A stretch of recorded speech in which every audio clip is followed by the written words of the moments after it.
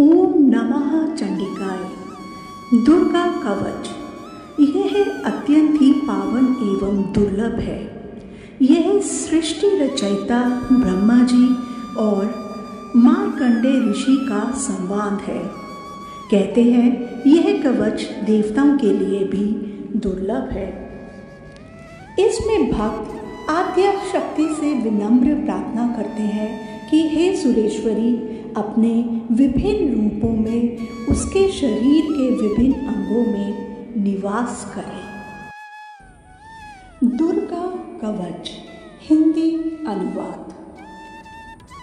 ओम चंडिका देवी को नमस्कार है। मार्कंडेय जी ने कहा, पितामह, जो इस संसार में परम गोपनीय तथा मनुष्यों की सब प्रकार से रक्षा करने वाला है और जो अब तक आपने दूसरे किसी के सामने प्रकट नहीं किया हो, ऐसा कोई साधन मुझे बताएं। ब्रह्मा जी बोले, ब्रह्मा, ऐसा साधन तो एक देवी का कवच ही है जो गोपनीय से भी परम गोपनीय, पवित्र तथा संपूर्ण प्राणियों का उपकार करने वाला है। महामुने, उसे श्रवण करो। देवी की 9 मूर्तियां हैं जिन्हें नव दुर्गा कहते हैं। उसके पृथक पृथक नाम बतलाए जाते हैं। प्रथम नाम शैलपुत्री है।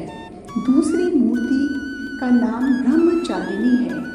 तीसरा स्वरूप चंद्रघंटा के नाम से प्रसिद्ध है। चौथी मूर्ति को कुष्मांडा कहते हैं। पांचवी दुर्गा का नाम स्कंद माता है। देवी के छठे रूप को कात्यायनी कहते हैं। सातवां कालरात्रि और आठवां स्वरूप महागौरी के नाम से प्रसिद्ध है। नवी दुर्गा का नाम सिद्धिदात्री है। ये सब नाम सर्वज्ञ महात्मा वेद भगवान के द्वारा ही प्रतिपादित हुए हैं। जो मनुष्य अग्नि में जल रहा हो, रणभूमि में शत्रुओं से घिर गया हो, विषम संकट में फंस गया हो तथा इस प्रकार भय से आतुर होकर जो भगवती दुर्गा की शरण में प्राप्त हुए हों, उनका कभी कोई अमंगल नहीं कर सकता। युद्ध के समय संकट में पड़ने पर भी उनके ऊपर कोई विपत्ति नहीं दिखाई देती। उन्हें शोक, दुख और भय की प्राप्ति नहीं होती। जिन्होंने भक्ति पूर्वक देवी का स्मरण किया है, उनका निश्चय ही अभ्युदय होता है।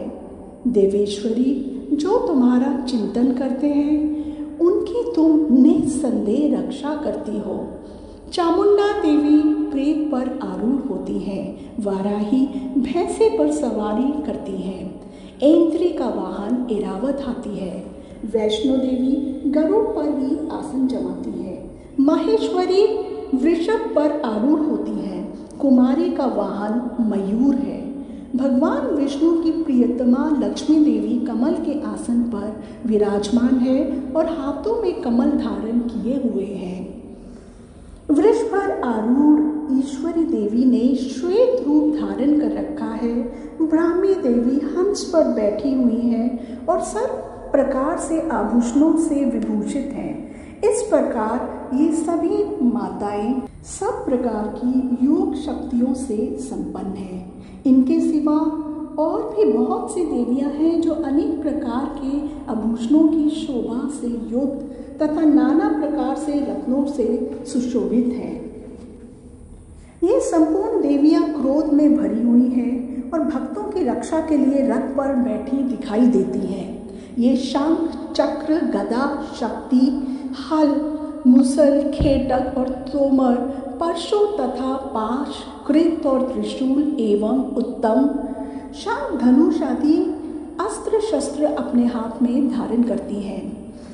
दैत्यों के शरीर का नाश करना, भक्तों को अभयदान देना और देवताओं का कल्याण करना, यही उनके शस्त्र धारण का उद्देश्य है। कवच आरंभ करने से पहले इस प्रकार प्रार्थना करनी चाहिए। महान रौद्र रूप, अत्यंत घोर पराक्रम, महान बल और महान उत्साह देने वाली देवी, तुम महान भय का नाश करने वाली हो, तुम्हें नमस्कार है। तुम्हारी ओर देखना भी कठिन है। शत्रुओं का भय बढ़ाने वाली जगदम्बिके, मेरी रक्षा करो। पूर्व दिशा में इंद्र शक्ति मेरी रक्षा करे। अग्नि कोण में अग्नि शक्ति, दक्षिण दिशा में वाराही तथा नेतृत्व कोण में खड्ग धारिणी मेरी रक्षा करे। पश्चिम दिशा में वारुणी और वायव्य कोण में मृग पर सवारी करने वाली देवी मेरी रक्षा करे। उत्तर दिशा में कुमारी और ईशान कोण में शूलधारिणी देवी रक्षा करें। ब्रह्मानी, तुम ऊपर की ओर से मेरी रक्षा करो और वैष्णो देवी नीचे की ओर से मेरी रक्षा करें। इसी प्रकार शव को अपना वाहन बनाने वाली चामुंडा देवी 10 दिशाओं से मेरी रक्षा करें। जया आगे से और विजया पीछे की ओर से मेरी रक्षा करें। वाम भाग में अजिता और दक्षिण भाग में अपराजिता रक्षा करे। उद्धोतनी शिखा की रक्षा करे। उमा मेरे मस्तक पर विराजमान होकर रक्षा करे। ललाट में मालाधारी रक्षा करे और यशस्विनी देवी मेरी बाहों का संरक्षण करे। बाहों के मध्य भाग में त्रिनेत्रा और नथुनों की यम घंटा देवी रक्षा करे। दोनों नेत्रों के मध्य भाग में शंखिनी और कानों में द्वारवासिनी रक्षा करे। कालिका देवी कपोलों की तथा भगवान शंकरी कानों के मूल भाग की रक्षा करे। नासिका में सुगंधा तथा ऊपर के ओंठ में चर्चिका देवी रक्षा करे। नीचे के ओंठ में अमृत कला तथा जीवा में सरस्वती देवी रक्षा करें। कौमारी दांतों की और चंडी कंठ प्रदेश की रक्षा करे। चित्र घंटा गले की घंटी की और महामाया तालू में रहकर रक्षा करे। कामाक्षी थोड़ी की और सर्वमंगला मेरी वाणी की रक्षा करे। भद्रकाली ग्रीवा में और धनुधरी पृष्ठवंश मेरुदंड में रहकर रक्षा करे। कंठ के भारी भाग में नील ग्रीवा तथा कंठ की नली में नल कुबरी रक्षा करे। दोनों कंधों में खडकनी और मेरी दोनों भुजाओं की वज्रधारिणी रक्षा करे। दोनों हाथों में दंडनी और उंगलियों में अंबिका रक्षा करे। शूलेश्वरी नखों की रक्षा करे। कुलेश्वरी कुक्षी पेट में रहकर रक्षा करे। महादेवी दोनों स्तनों की और शोक विनाशिनी देवी मन की रक्षा करे।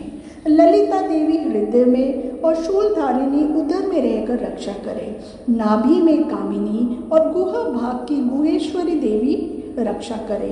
पूतना और कामिका लिंग की और महिषावासिनी गुदा की रक्षा करे।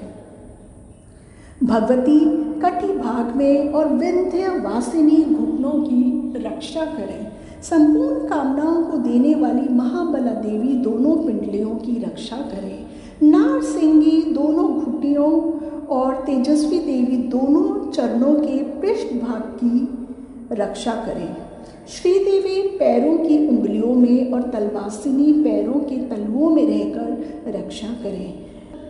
अपने दाढ़ों के कारण भयंकर दिखाई देने वाली दंष्ट्रा कराली देवी नखों की और उद्धर्व केशिनी देवी केशों की रक्षा करे। रोम वालियों के छिद्रों में कौबेरी और त्वचा की बागेश्वरी देवी रक्षा करे। पार्वती देवी रक्त, मज्जा, वसा, मांस, हड्डी और मेद की रक्षा करे। आंतों की कालरात्रि और पित्त की मुकुटेश्वरी रक्षा करे। मूलाधार आदि कमल कोशों से पद्मावती देवी और कफ में चूड़ामणि देवी स्थित होकर रक्षा करे। नख के तेज की ज्वालामुखी रक्षा करे। जिसका किसी भी अस्त्र से भेदन नहीं हो सकता, वह अभेद्या देवी शरीर की समस्त संधियों में रहकर रक्षा करे। ब्रह्मानी, आप मेरी वीर्य की रक्षा करें। छत्रेश्वरी छाया की तथा धर्मधारिणी देवी मेरे अहंकार, मन और बुद्धि की रक्षा करें। हाथ में वज्र धारण करने वाली वज्र हस्ता देवी मेरे प्राण, अपान, व्यान, उदान और समान वायु की रक्षा करें। कल्याण से शोभित होने वाली भगवती कल्याण शोभना मेरे प्राणों की रक्षा करें। रस, रूप, गंध शब्द और स्पर्श इन विषयों का अनुभव करते हुए योगिनी देवी रक्षा करें तथा सत्व गुण, रजोगुण और तमोगुण की रक्षा सदा नारायणी देवी करें। वाराही आयु की रक्षा करें, वैष्णवी धन की रक्षा करे तथा चक्रिणी अर्थात चक्र धारण करने वाली देवी यश, कीर्ति, लक्ष्मी, धन और विद्या की रक्षा करें। इंद्राणी आप मेरे गोत्र की रक्षा करें। चंडिके आप मेरे पशुओं की रक्षा करें। महालक्ष्मी पुत्रों की रक्षा करें और भैरवी पत्नी की रक्षा करें। मेरे पथ की सुपथा तथा मार्ग की क्षेमकरी रक्षा करें। राजा के दरबार में महालक्ष्मी रक्षा करें तथा सब और व्याप्त रहने वाली विजया देवी संपूर्ण भयों से मेरी रक्षा करें। देवी जो स्थान कवच में नहीं कहा गया है अतएव रक्षा से रहित है, वह सब तुम्हारे द्वारा सुरक्षित हो, क्योंकि तुम विजयशालिनी और पाप नाशिनी हो। यदि अब शरीर भला चाहे तो मनुष्य बिना कवच के कहीं एक पग भी ना जाए, कवच पाठ करके ही यात्रा करे। कवच के द्वारा सब ओर से सुरक्षित मनुष्य जहाँ जहाँ भी जाता है वहाँ वहाँ उसे धन लाभ होता है तथा संपूर्ण कामनाओं की सिद्धि करने वाली विजय प्राप्ति होती है। वह जिस अभीष्ट वस्तु का चिंतन करता है उसको निश्चय ही प्राप्त कर लेता है। वह पुरुष इस पृथ्वी पर तुलना रहित महान ऐश्वर्य का भागी होता है। कवच से सुरक्षित मनुष्य निर्भय हो जाता है, युद्ध में उसकी पराजय नहीं होती और वह तीनों लोगों में पूजनीय होता है। देवी का यह कवच देवताओं के लिए भी दुर्लभ है। जो प्रतिदिन नियम पूर्वक तीनों संध्याओं के समय श्रद्धा के साथ इसका पाठ करता है उसे देवी का लाभ प्राप्त होती है तथा वह तीनों लोगों में कहीं भी पराजित नहीं होता है। इतना ही नहीं, वह अपमृत्यु से अर्थात अकाल मृत्यु से रहित हो 100 से भी अधिक वर्षों तक जीवित रहता है। मकड़े, चेचक और कोढ़ आदि सभी संपूर्ण व्याधियां नष्ट हो जाती हैं। कनेर, भांग, अफीम, धतूरे आदि का स्थावर विष, सांप और बिच्छू आदि के काटने से चढ़ा हुआ जंगम विष तथा अहिफेन और तेल के संयोग आदि से बनने वाला कृत्रिम विष, ये सभी प्रकार से विष दूर हो जाते हैं, उनका कोई असर नहीं होता है। इस पृथ्वी पर मारन, मोहन आदि जितने अभिचारिक प्रयोग होते हैं तथा इस प्रकार के जितने मंत्र यंत्र होते हैं वह सब इस कवच को हृदय में धारण कर लेने पर उस मनुष्य को देखते ही नष्ट हो जाते हैं।